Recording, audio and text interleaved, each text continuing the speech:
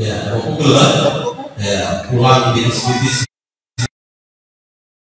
rumah. Ya, bukan orang tua lapor polisi, tapi malah coba dibuat sekarang. Ya, kalau dulu di ujung rotan itu ada emas. Terlalu euforia dengan teknologi sampai melupakan kearifan lokal dan budaya kita. Sepanjang, ya, dan begitu pun jangan sampai kita ketinggalan dan mengupdate informasi. Maka ini bibitnya ini sangat unggul, ditunggu. Kemudian yang ini bibitnya tidak terlalu unggul, bukan tidak unggul. Kalau tidak unggul saya tidak kasih waktu itu karena berpotensi tidak akan pendidikan generasi kita sebagai seorang sarjana itu kurang lebih 4 sampai 5.000 sarjana di beberapa universitas. Universitas Patimura saja 1 tahun 2 kali wisuda dengan jumlah wisudawan itu 1.000 lebih. Bayangkan, belum IAIN, belum Stanford, belum kampus-kampus yang lain. Jadi diperkirakan itu kita asumsikan 4 sampai 5.000 generasi Maluku yang tiap tahun diwisudakan menjadi manusia-manusia yang siap bekerja. Konon kabarnya itu sebagai manusia yang siap bekerja. Tapi apa yang kita lihat saat ini, Bapak Ibu ya, kita lihat, mari kita refleksi lagi daerah kita. Ya, jangan kita menyalahkan siapa-siapa. Mungkin peran kita juga bagian daripada guru SD selama 6 tahun kita gagal juga di sana. Karena mereka sekolah itu ada 6 tahun dengan kita sebelum SMP, SMA dan sampai ke kuliah. Nah, rata-rata Bapak Ibu yang dari 4 sampai 5.000 lulusan itu mereka itu rata-rata yang terbesar menjadi generasi-generasi yang siap kerja itu hanya 30 sampai 40%. Ya, 60 sampai 70% itu mereka nganggur. Mungkin ada keluarga ibu-ibu bapak-bapak ya yang dirasakan seperti cerita saya. Dia setelah kuliah pulang kampung, ya. Setelah itu baik kalau FP atau tarbiyah, mungkin dia honor di sekolah ini, nanti terpakai ya ilmunya. Tapi kalau yang tidak, dia nganggur, duduk di gang, atau begitu saja. Nah, terus dia hanya menunggu kapan tes P3K, kapan tes ASN. Ini produk kita waktu itu 5-10 tahun yang lalu, produk kita ya. Ya, dia hanya begitu saja baru. Tes tidak lulus, pulang lagi. Mau dan tidak mau daripada nganggur, ikut di perusahaan-perusahaan. Ada yang berbeda, ya, cari kerja di sana, katanya gaji besar di sana. Padahal sarjananya ini sarjana pendidikan, ya, sarjana kelautan, tapi dia tidak bisa mengimplementasikan ilmunya sebagai ahli seorang perikanan di dalam kehidupannya. Karena memang salah satu faktor itu adalah dia ini tidak dibiasakan selama dia menjadi murid maupun mahasiswa, tidak dibiasakan bahwa dia ini berpikir kritis, berpikir sesuai dengan kebutuhan saat ini. Nah, selalu tahu saja naik kelas, tahu saja lulus, ya, tahu saya belajar, ya, nanti bisa lulus, ya, tidak ada ancaman apa-apa ya. Begitu saya masuk sekolah, absen saya hadir terus dan sebagainya. Ini karya kita waktu itu yang terjadi saat ini. Saudara-saudara kita, teman-teman kita di Jawa waktu itu, sanggup saja Pak, tempe saja waktu itu bisa terjadi beragam produk. Tepung tempe, mie tempe, bukan kok. Coba lihat itu. Sagu ini khas panganan kita sampai saat ini. Mana kebutuhan sagu tumbuh, sagu gula. Adakah generasi yang membuat misalnya tepung sagu, mie sagu? Adakah yang mereka berpikir bahwa misalnya ritual ini herbal itu bisa jadi mie dari kasbi ya?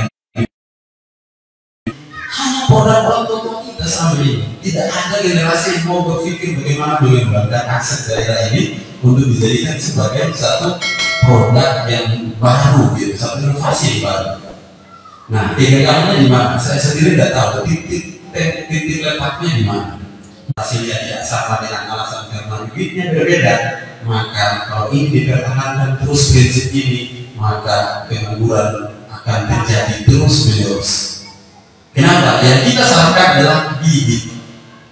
Karena memang dasarnya dari keluarga yang tidak berdidik, ya memang hasilnya begitu. Mari kita lihat. Pertanyaan kedua saya kasih ke Bapak Ibu, masih dengan bibit, satu unggul, satu tidak terlalu unggul. Bapak Ibu ditanam di tanah yang sama, caranya ceritanya sama tadi, dikelola oleh petani yang sama, ya. Terus diperlakukan berbeda. Karena ini sudah unggul dan saya sudah yakin, ya saya siramnya pagi sore saja. Pemupukannya juga saya tidak terlalu, karena asalnya sudah bagus. Tapi karena ini tidak terlalu unggul, petani mana yang mau rugi? Petani mana yang tidak ada yang mau rugi? Saya harus perhatian penuh kepada ini. Walaupun nilai jualnya 50%, tapi kalau bisa 60.000, kalau bisa 70.000. Tapi kalau saya perhatian lebih khusus, siapa tahu nilai jualnya sama dengan ini hasilnya nanti. Karena saya berlakukan dari kabar beda. Sudah bisa tangkap? Itu diferensiasi. Ya, terus yang kedua, ada satu kisah seperti ini. Bapak Ibu seorang montir, ya, punya bengkel, satu saat saya punya motor ini mati total. Saya datang ke Bapak Ibu untuk perbaiki. Sampai di bengkelnya Bapak Ibu, bersamaan ada satu motor lagi datang, banyak pecah. Jadi ada dua kasus bersamaan datang di waktu bersamaan dan ditanggapi oleh satu bengkel. Perasaan Bapak Ibu ketika menghadapi dua kasus masalah yang akan Bapak Ibu hadapi ini, mana yang Bapak Ibu layani lebih senang dan cepat duluan? Ban pecah ataukah yang mesinnya tadi yang ditunda-tunda tadi? Ya, ban pecah, maka ngamburlah generasi kita selama ini. Karena Bapak Ibu hanya berpikir yang mudah-mudah saja. Tapi kalau istri ini adalah seorang montir, dia akan senang ini Bapak Ibu yang karena ini proyek besar, penghasilannya besar, membecah cuma 15.000 Bapak Ibu. Jadi paling dia bilang kalau layani yang 15.000. Pak, ini pelayanannya luar biasa Bapak Ibu. Kalau ada air, dia kasih air, kopi, jadi kopi.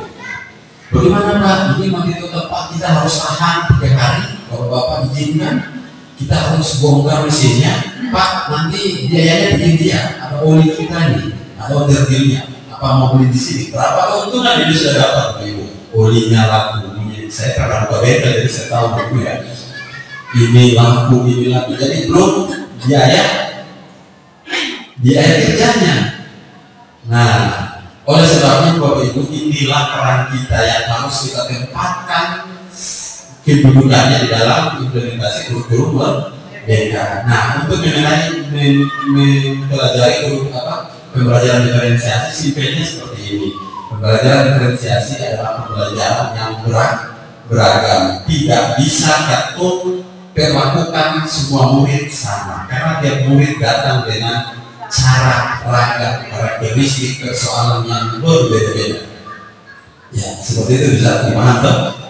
Nah, kalau kita hanya fokus ke yang bibit bagus tadi dengan yang bibit dengan ban pecah saja, maka hasilnya nanti seperti begitu saja. Prinsip yang penting jalankan tugas, ya, saatnya gajian, terus saat pulang masuk tepat waktu. Tapi kasihan mereka ini, Bapak Ibu. Marilah kalau kita menjadi pahlawan jasa, maka sekian ya, sebelum jam pulang main semua sudah kumpul. Yang bibit bagus, yang ban pecah, karena kesiapannya sudah bagus, otomatis dia kumpul cepat. Tapi kasihan Bapak Ibu yang mati total ini. Ya, Bapak Ibu perlu. Emangnya apa yang mau kita cari sebenarnya? Ya, Orang nilainya juga Bapak Ibu yang kasih kok, tidak ada KPK inspektorat yang datang periksa Bapak Ibu dengan ini tidak, ini naik kelas, ini tidak naik, ini 70 dan ini 50, tidak ada Bapak Ibu. Kita belum tahu baca. Sementara prasyarat, ilmu prasyarat untuk mempelajari kompetensi ini adalah siswa harus tahu baca, gitu. Nah makanya di buku Anda Bapak Ibu tuliskan kompeten.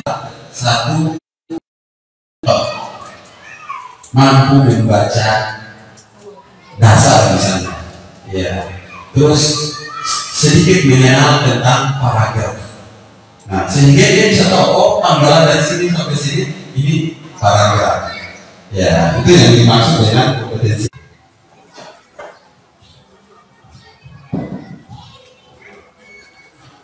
Titoker, ya, aplikator. Profesi yang kita tidak membayangkan yang muncul saat ini. Nah, sudahkah kita siapkan menghadapi proses ke depan? Nah, satu peranan kita yang belum kita angkat dengan Bapak. Kalau ditanya, Bapak Ibu apa? Pengajar, ya, sudah tempatkan. Pendidik, sudah tempatkan ya dengan baik. Terus pelatih, pendamping, pembimbing, sebagaimana yang diamankan dalam undang-undang guru dan dosen. Tapi satu sebagai ahli rujuk, ya sudah tempatkan posisi itu.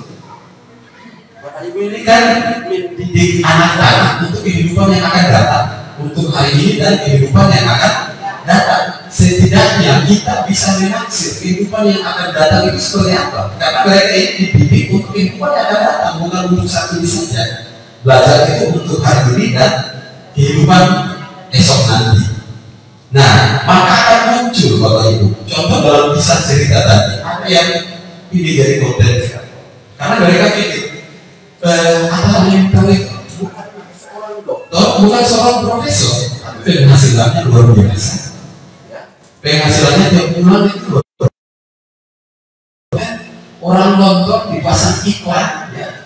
Iklan Tokopedia, iklan Shopee di videonya, dia dapat uang. Ilustrasi yang bisa Bapak Ibu terapkan nanti ya di dalam implementasi kurikulum merdeka, baik itu yang masih kurikulum 2013 maupun yang sudah kurikulum merdeka di kelas 1-4. Nah, seperti ini Bapak Ibu, alur perjalanan yang kita bawakan anak-anak kita, murid-murid kita untuk mencapai sebuah tujuan. Jadi ada banyak cara yang tadi saya sampaikan. Ibarat sebuah perjalanan ya, dari Ambon ke Jakarta. Ya, Bapak Ibu, jalan dari Ambon ke Jakarta itu banyak cara. Tidak harus naik pesawat, tidak harus naik kapal. Naik kapal pun beragam cara. Ya, ada yang kapalnya hanya tinggal di 2 pelabuhan, ada yang 3 pelabuhan. Pesawat pun begitu. Ada yang langsung, ada yang transit Makassar, Surabaya, dan ada juga yang 2 kali transit Makassar dan Surabaya. Artinya jalan untuk mencapai tujuan itu beragam cara. Oleh sebabnya sajiannya juga harus beragam. Mari kita lihat. Sebelum memulai perjalanan ini, saya melakukan pemetaan kebutuhan belajar murid. Nah, pemetaannya ini tujuannya ya. Ini tujuan adalah siswa sampai ke Jakarta dengan selamat dan bahagia. Ini tujuan pembelajaran. Sebelum memulai pembelajaran, saya melakukan pendataan kebutuhan belajar murid. Didapatkan bahwa ada murid yang takut naik pesawat, ada murid yang mabuk laut, ada murid yang hobi jalan-jalan, ada murid yang hobi berlayar, ada murid yang suka buat konten, ya, ada juga murid yang senang berjalan. Nah, ya, itu bagian daripada potensi. Sekarang saya tanya Bapak Ibu semua mau ke Jakarta? Kalau begini, saya bilang, ayo semua kumpul KTP, saya mau beli tiket pesawat kita semua ke Jakarta. Ini diferensiasi juga.